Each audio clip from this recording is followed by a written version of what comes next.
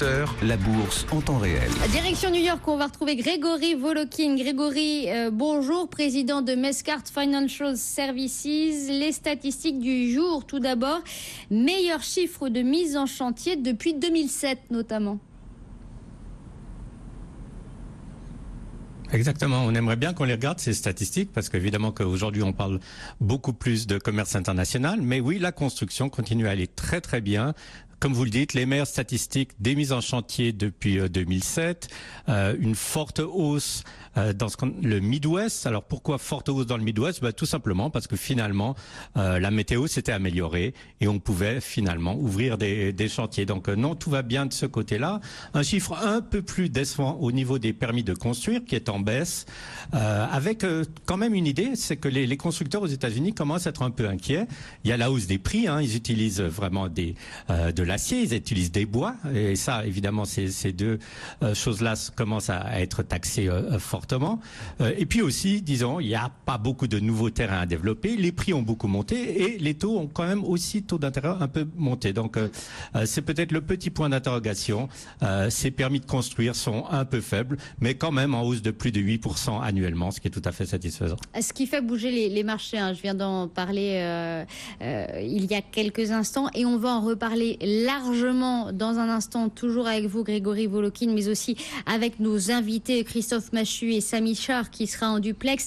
Mais d'abord, on continue avec vous sur d'autres informations importantes du côté des États-Unis et Disney tout d'abord, avec le premier week-end de Incredible 2. Que faut-il en attendre, Grégory Volokin? Ce qu'on a vu avec Incredible 2, c'est que c'est le meilleur week-end pour le lancement d'un dessin animé qui ne soit jamais arrivé. Plus de 180 millions de dollars de recettes, plus de 230 millions à l'échelon mondial. Il faut se souvenir que Disney avait eu un peu de peine avec le dernier film de la série Star Wars, qui avait été donc une déception. Alors, ce début pour un dessin animé est très très très intéressant, mais il faut surtout penser à Disney en ce moment comme étant dans une guerre. Une guerre pourquoi?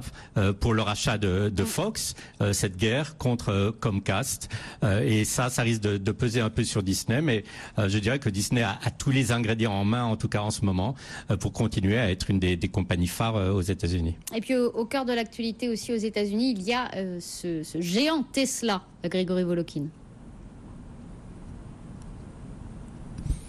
Oui, Tesla, c'est un peu tous les jours qu'on en parle, toujours pour d'autres raisons. Alors, la raison du jour, je dirais, c'est que Elon Musk a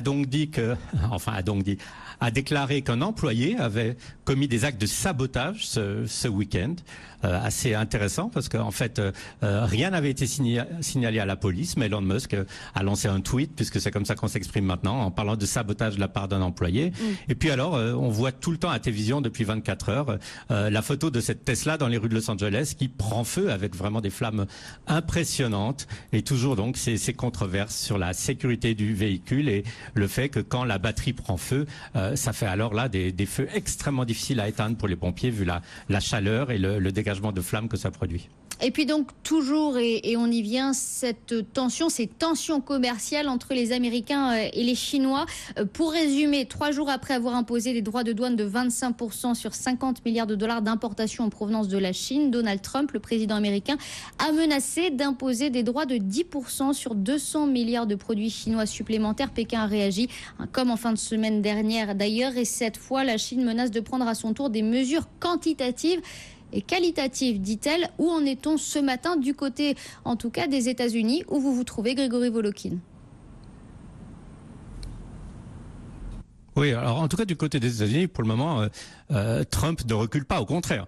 Il utilise l'arme de ses déclarations dans le commerce international. Donc, comme vous le disiez, 50 milliards de produits chinois taxés. Et là, il parle tout d'un coup que si les Chinois prenaient des mesures contre les importations américaines, c'est plus de 50 milliards qu'on parlerait, c'est de 200 milliards d'importations qui seraient taxées, et que si les Chinois, une fois de plus, se défendaient, on passait à 400 milliards. Alors, qu'est-ce que c'est ces chiffres en fait? Ces chiffres, il faut vraiment le garder dans l'esprit d'une chose, le déficit commercial américain. Les Américains importe annuellement pour plus de 505 milliards de biens qui viennent de Chine, alors que la Chine n'importe que 130 milliards de biens ou de produits américains. Alors qu'est-ce que ça veut dire? Ça veut dire que, en fait, les Américains, malheureusement, dans cette discussion, sont en position de force. Mais je dirais, pour essayer de rassurer un peu tout le monde et surtout, en fait, pour montrer que les marchés, même s'ils ont un peu peur, ne sont pas en train de paniquer, on a vraiment l'impression que ce n'est pas à la Chine que Donald Trump est en train de parler, c'est à ses électeurs, c'est à sa base. Le sujet de punir les Chinois, c'est un des sujets les plus populaires dans une partie de l'électorat républicain.